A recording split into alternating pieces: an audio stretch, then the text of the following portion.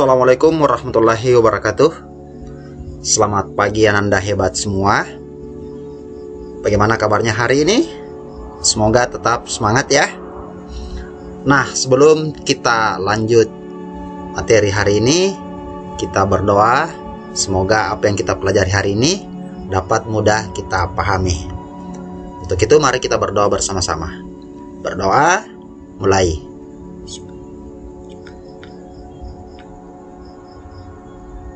Selesai. Nah, Ananda hebat semua. Hari ini tidak terasa kita sudah memasuki pembelajaran 4, masih dengan tema 2, persatuan dalam perbedaan. Subtema 1, rukun dalam perbedaan. Yuk kita simak materi berikut ini. Nah, Ananda hebat semua. Pada pembelajaran 4, tema persatuan dalam perbedaan, subtema rukun dalam perbedaan kali ini, kita akan mencapai 2 tujuan pembelajaran, yaitu setelah membaca teks tentang peristiwa penting menjelang proklamasi kemerdekaan, Ananda hebat semua diharapkan mampu menuliskan informasi penting dengan menggunakan kata tanya apa, di mana, kapan, siapa, bagaimana, mengapa, dengan tepat. Setelah menyimak materi ini, Ananda hebat semua juga diharapkan akan mampu menuliskan 3 contoh pelaksanaan nilai-nilai persatuan dalam kehidupan sehari-hari dengan tepat. Jadi inilah 2 tujuan pembelajaran yang akan kita capai pada hari ini. Nah, untuk muatan pelajaran bahasa Indonesia, yaitu mengidentifikasi informasi penting dalam suatu teks. Nah, sekarang Ananda masih ingat semua ya? Kata tanya, apa untuk menanyakan hal, siapa untuk menanyakan pelaku atau orang, di mana akan menanyakan tempat, kapan menanyakan waktu, mengapa untuk menanyakan penyebab, dan bagaimana untuk menyatakan keadaan. Anda hebat semua, masih ingat kan pelajaran minggu lalu?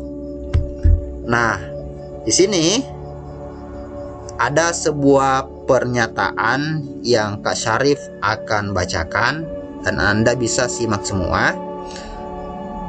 Peristiwa proklamasi kemerdekaan Indonesia terjadi pada tanggal 17 Agustus 1945. Nah, pertanyaan apa atau kata tanya apa yang tepat untuk pernyataan tersebut?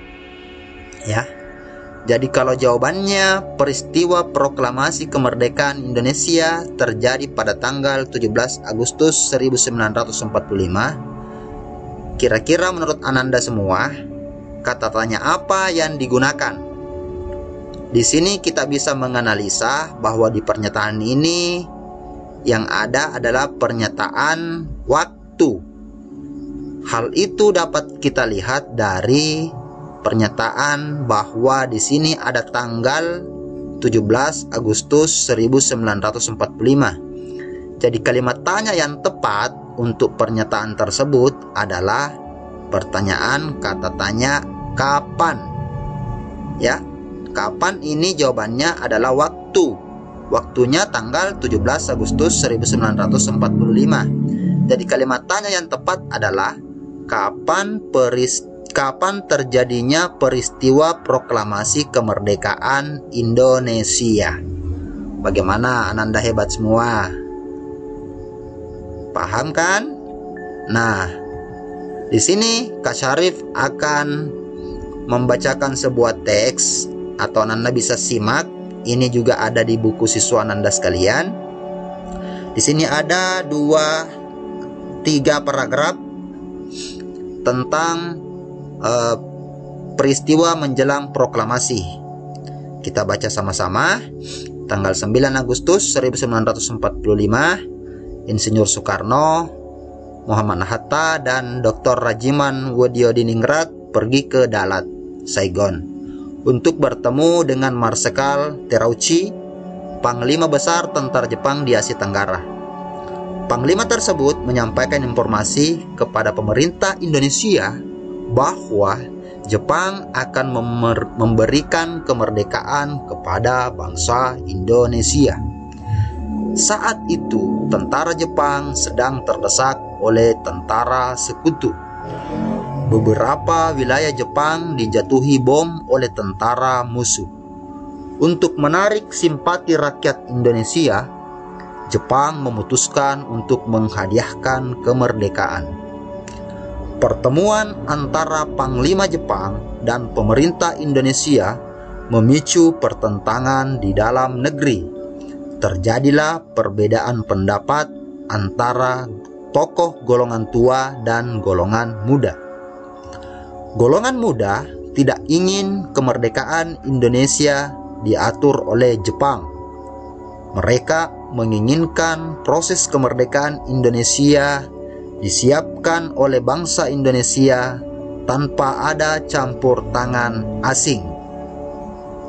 Jadi Ananda hebat semua, inilah suatu teks yang terdiri dari 3 paragraf yang akan kita temukan informasi penting di dalamnya dengan menggunakan kata tanya.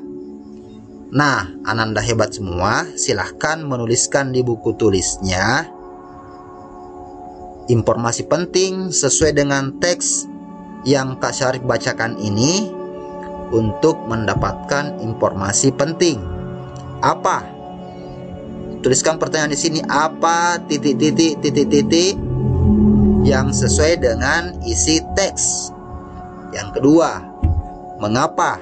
Mengapa titik-titik yang jawabannya ada dalam teks.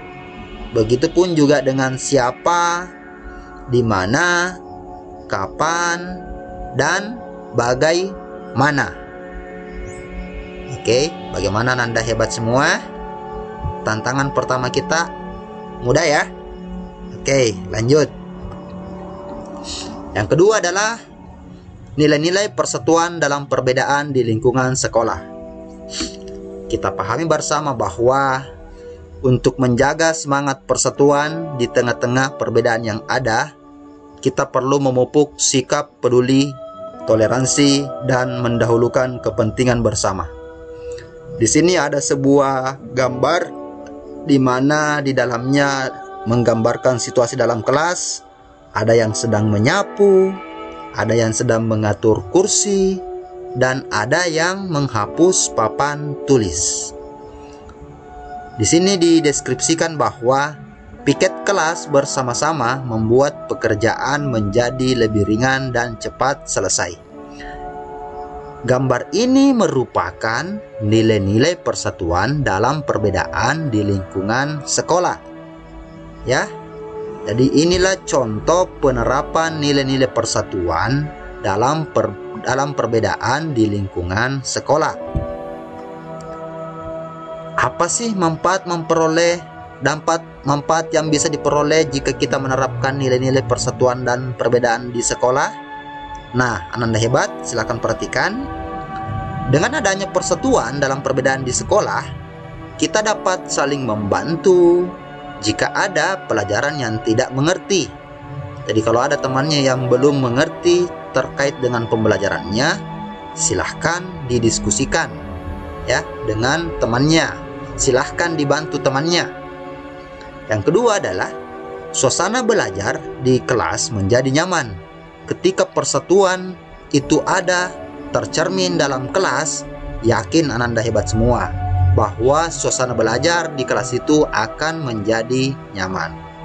Dan yang ketiga adalah persahabatan semakin erat. Ya, tentu ya, ketika persatuan itu kita terapkan, maka persahabatan kita dengan teman-teman, dengan orang lain itu akan semakin erat. Dan yang keempat adalah membangun kekompakan. persatuan dalam perbedaan ini merupakan wujud dari kekompakan kita dalam kelas. Nah, tantangan Ananda hari ini adalah menuliskan 3 contoh pelaksanaan nilai-nilai persatuan dalam perbedaan dalam kehidupan sehari-hari dengan benar. Jadi apa yang biasa Ananda lakukan sebagai bentuk pelaksanaan nilai-nilai persatuan dalam kehidupan sehari-hari? Ananda tuliskan di buku tulisnya. Silahkan seperti ini. Ini tempatnya. Ananda bisa mewarnai atau membuat cantik dari tugas hari ini, ya. Jadi seperti ini tugas Ananda hari ini. Semoga Ananda bisa memahami materi hari ini, ya. Oke, materinya tantangan pertama dan kedua Ananda silahkan selesaikan ya.